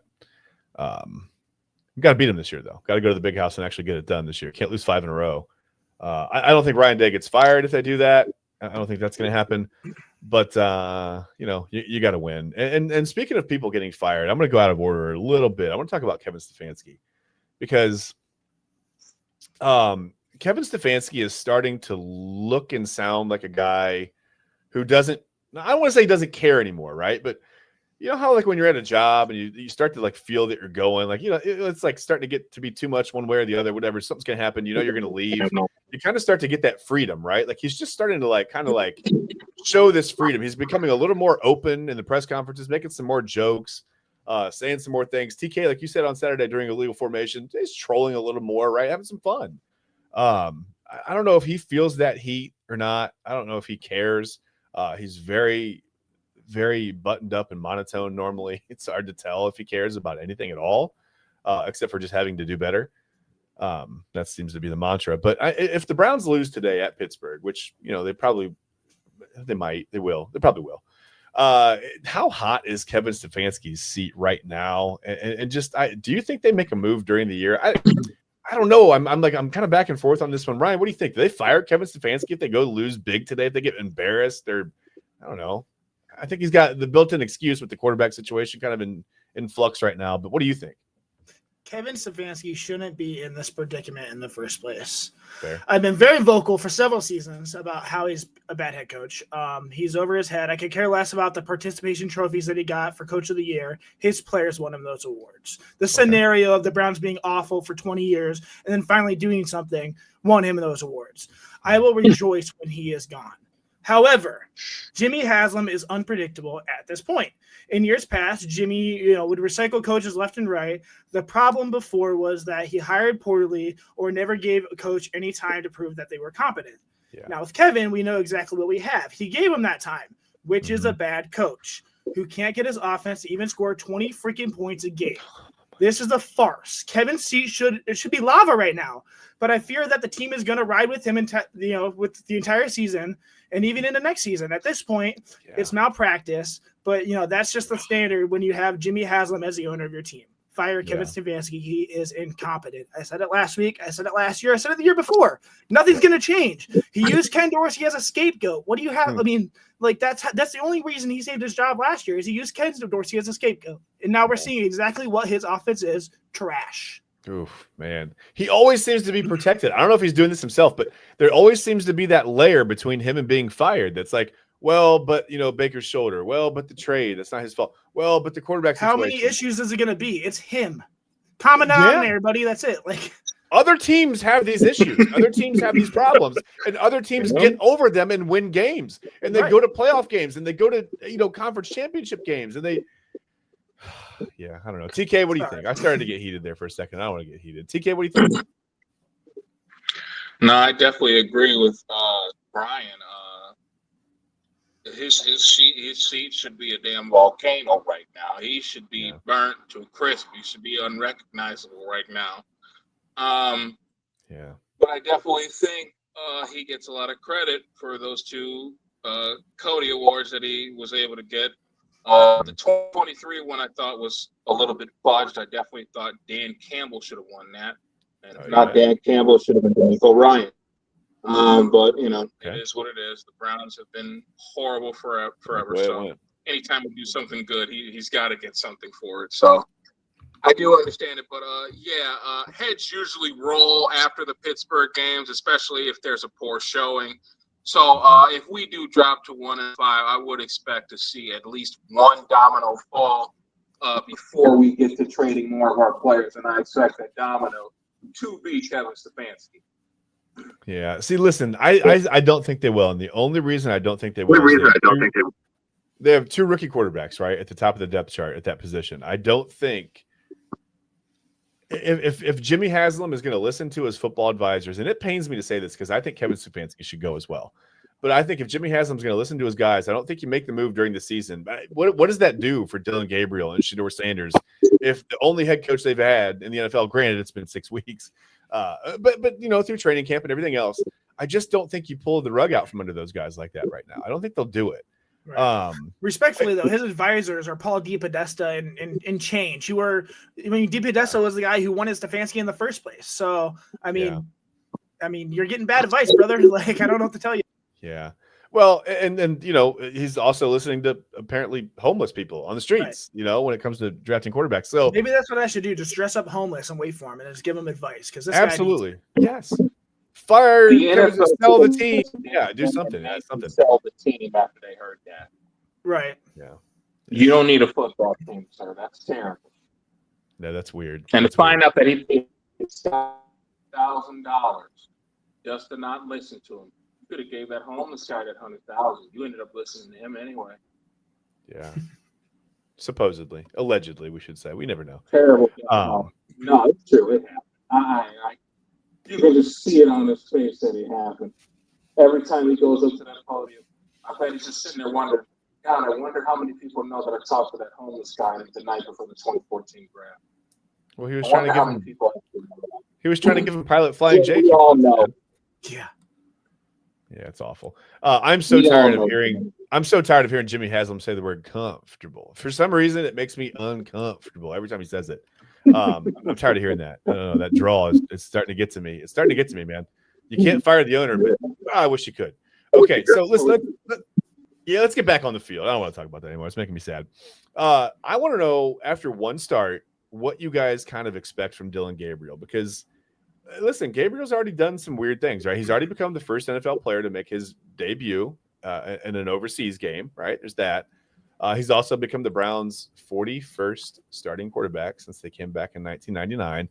I think it's interesting to note here, too, before I ask you guys this question, that the Browns are approaching as many starting quarterbacks in their 26 years of football coming back as our country has had presidents in 249 years of being a country. So there's that. Oh, my gosh. Whatever. There's that. And granted, listen, they've only had presidents for 237 of those years, but still, that's pretty bad. Ryan, I mean, what do you think he gets his role expanded a little more? Do you expect him to? They've got to score points. They've got to put this on him a little bit. It can't be all on Quinshon Judkins, right? Like Gabriel has to do something, right? What do you expect to see from him today? I mean, first off, it's pretty irresponsible, I think, to throw Dylan Gabriel out there to the Wolves in this hostile environment. I mean, no matter how good each team is, this is always going to be an environment where, probably not the best time to throw in a rookie for his, true first game in the United States. Whether or not I thought last week was also irresponsible doing it in a different country. I expect a quick passing game for Gabriel. I expect the Browns to establish a run with Judkins, like you said, and hopefully that'll open things up for RPOs, slants, and hitches. Same thing as last week I said. They need to manufacture plays designed to get the ball out of his hands quickly. Last week versus the Vikings, Gabriel was 9 of 11 for 112 yards and 2 touchdowns when he got the ball out under 2.5 seconds. So very efficient when he gets the ball out quickly. Can the offensive line allow him to do that? I don't know, but that's pretty good numbers. I would try to replicate that. Best case scenario is a clean game with 1 to 2 touchdowns, 180, 200 yards, no turnovers. Manage to win the game. If the Browns defense holds and Gabriel avoids mistakes, Cleveland could be competitive in this game. But I do think it's irresponsible, and it's going to be a very hostile environment for him to play in Pittsburgh this week. So. Yeah, the Steelers' offense isn't overwhelming. The Browns' defense can, they can do some things in this. They can give them a chance to win. Gabriel's going to have to take those chances and make the most of them. A lot of people I've seen saying, you got to move the pocket, roll them out. I don't know that this offensive line is capable of doing that. I just don't think they're that athletic and that mobile right now, but whatever. TK, what do you expect to see from Dylan Gabriel today? I expect to see a lot of the same that we saw in Week 5 against Minnesota. A lot of quick throws, a lot of intermediate stuff, short stuff. The deep stuff we got to work on. The deep ball late in the game, ultimately to lose the game, was the best deep pass that he had all game.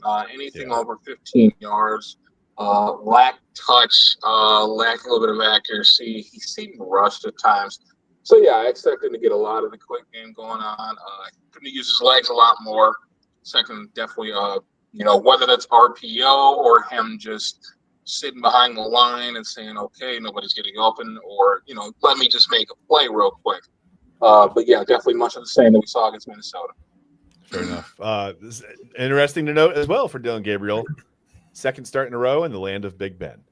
That's weird. So dumb. Let's get to the Browns' keys to victory. Let's put it out there. I mean, what do they need to do on the field? I will start with you, Ryan. What do the Browns need to do? We talked about it a little bit, right? I mean, hold on to the football, establish the run game. We talked about, but give me a little bit of just like a all-encompassing, like from the defense, special teams, everything. What do they need to do? What do they have to do to go win this game in Pittsburgh today? First off, they need to win in the trenches, especially on defense. Myles Garrett must dominate the Steelers' left tackle. I think his name's Broderick Jones. He's been struggling in pass protection so far this season. Myles needs to take advantage of him. And when he does that, it'll open things up for Mason Graham and Malik Collins and those guys as well. Secondly, the offensive line needs to protect Dylan Gabriel. T.J. Watt and Myles Garrett clearly have beef and a rivalry going. Both will want to beat the other guy in the stat line. The offensive line will need to give Gabriel time to process, and if he has the time to process and gets the ball quickly, he was effective last week, so he should be as well. And then thirdly, feed Quinshon Judkins early and often. Judkins is averaging 4.6 yards per game. I'm sorry, per attempt, not per game.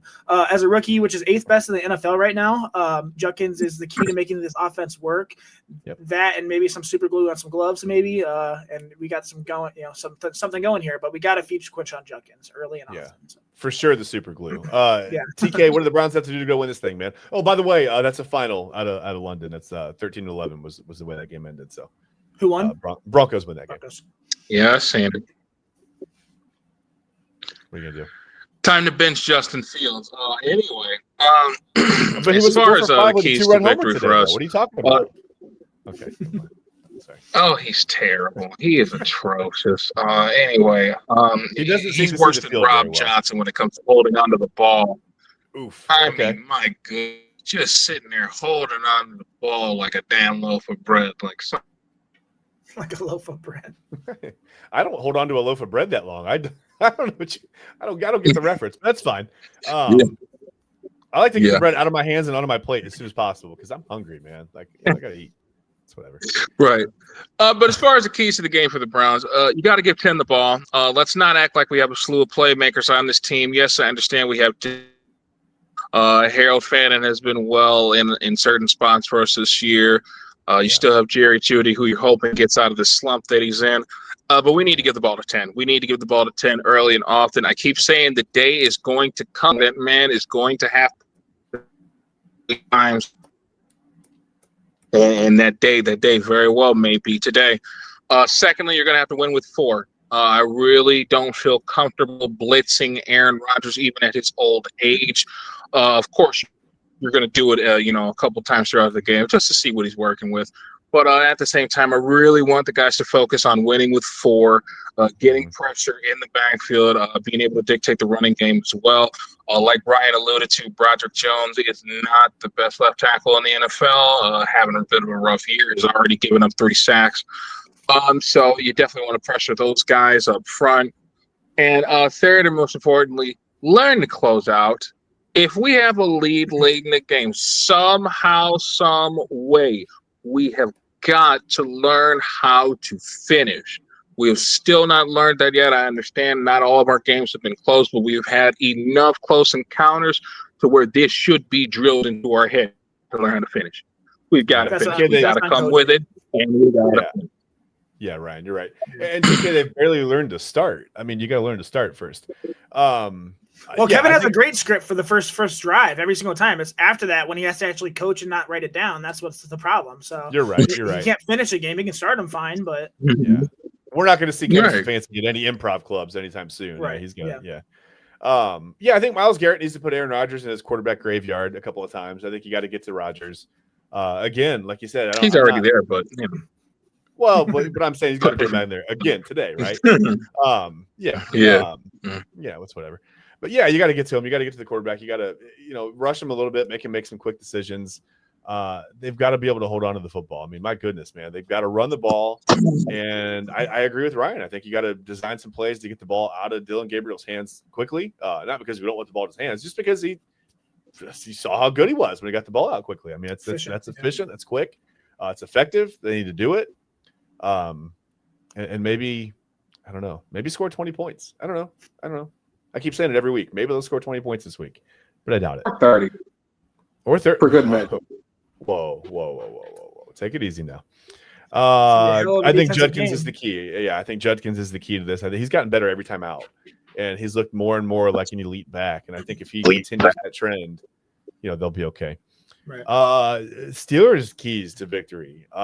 This one was pretty simple for me. I'm going to start with a blurry TK. For me, maybe that was a bad idea. You're there. Pressure. Sorry about that, you guys. But definitely the word for Pittsburgh today is going to be pressure. We have one of the weakest offensive lines in the NFL, as everyone knows. TJ Watt has started to look more like himself. Obviously, Cam Hayward, in his final hoorah as a Steeler, he looks good as well. Still, I think Alex Highsmith is going to be back today. That should definitely help out a lot. Definitely get some pressure on them. Secondly, feed DK Metcalf. DK Metcalf looked outstanding against the Minnesota Vikings' defense. Sure I definitely think Denzel Ward's going to have his plate full today trying to guard number 4. Yeah. Matches up with him. He's in for a ride. Yeah. Version of himself, much of a scarier version of the Kalen Zacharias Metcalf you could possibly want, but he's starting to turn into that. And third, and most importantly, for the Steelers, just keep us at bay. Don't give us any type of momentum. Control the football, control the line of scrimmage, control the game. Do the best you can, not to let any room for error slip through. Got to control. Okay, well, we don't have TK at the moment. We got a little technical difficulty. So Ryan, I'm going to move on to you. What do the Steelers have to do to win this game today? First off, they need to neutralize Myles Garrett. Myles has 9 QB hits and 6 sacks in the last 3 games against Pittsburgh. He clearly has a little extra motivation on playing against this team, so you need to neutralize him. Secondly, they'll need to establish a run with Jalen Warren and Kenneth Gainwell. The Browns have the best run defense in the NFL after 5 weeks, only allowing 70 rushing yards per game. Both of the Steelers running backs are great at catching the ball in the backfield. I expect them to utilize that as well, but they'll have to establish that run game. And then third, pick on Tyson Campbell the entire game. I think that Tyson Campbell is a good player. I think it was a good trade. However, he's only had been a part of the Browns team for just a few days. Logic tells me that targeting receivers who are being defended by Campbell may cause a mismatch just because of lack of continuity with the chemistry of the team. But the Steelers wide receiver 2, Calvin Austin, is out.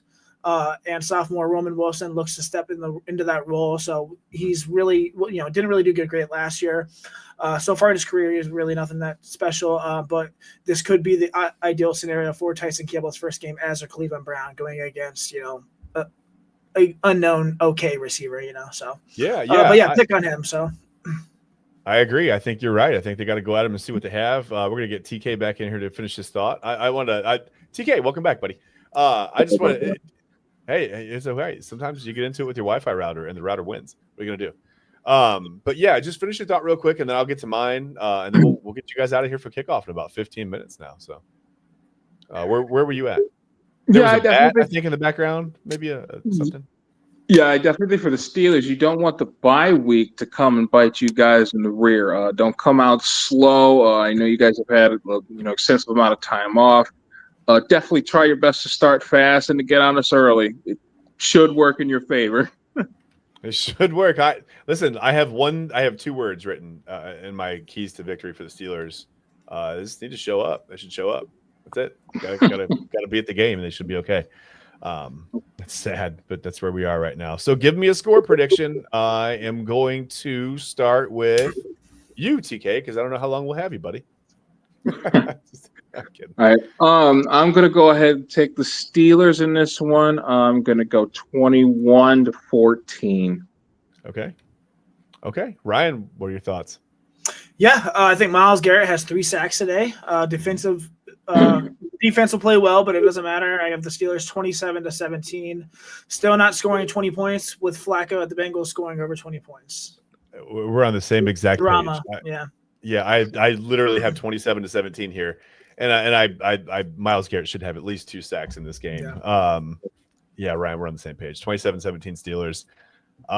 Unfortunately, I don't have I picked the Browns to win this year yet?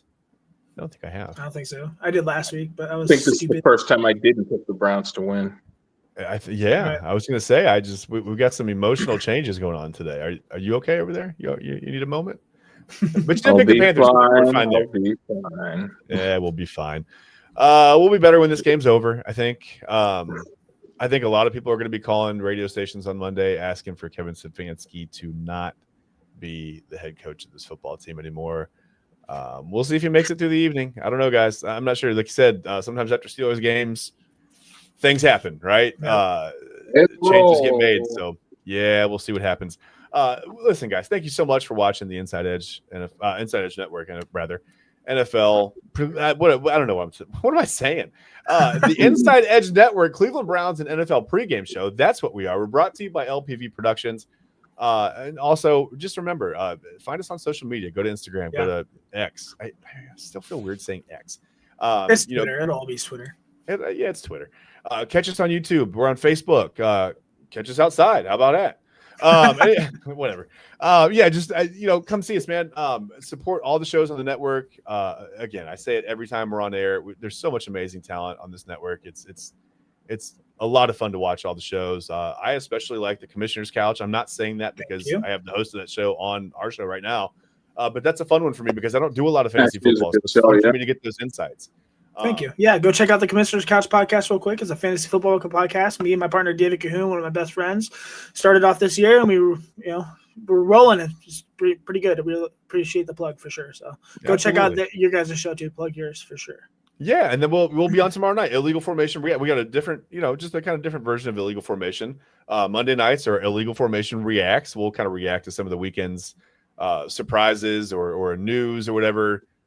Penn State losing to Northwestern, losing Drew Aller for the season is one of those things. Indiana going to Oregon and winning whatever score I say, 60-50, doesn't matter.